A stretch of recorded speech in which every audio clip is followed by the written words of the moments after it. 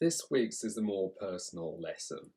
It leads on from our earlier lesson on narrative and the narrator that we want to use, and focuses in on who we are as a writer.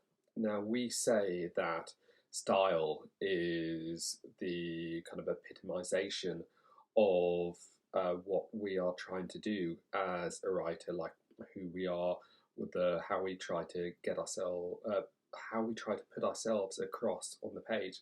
And that's really important to consider because it's not just about who we are, but it's about who a reader thinks we are and thinking about ourselves from that wider perspective.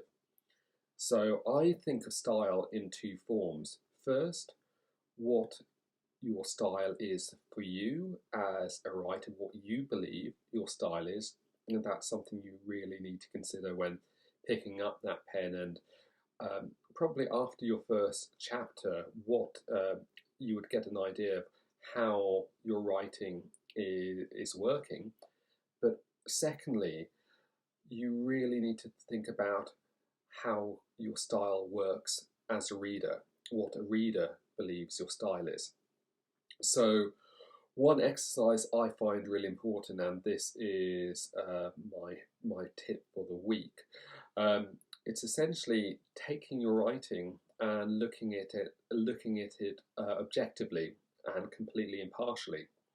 So take your novel or the start of your novel and put it alongside 5 other contemporary novels or pieces of work, and read it and read all of them as if you were in a bookshop flicking through books, with the same kind of gusto, the same slightly critical eye, but slightly discerning, and think about your work in relation to your peers.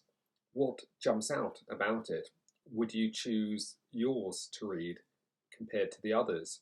Or is there something different about yours that you might not be able to put your finger on, that maybe says that this could need a little bit more work?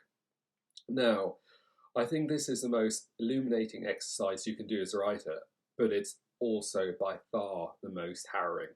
So I'd highly recommend you do it probably a little bit later in your writing journey.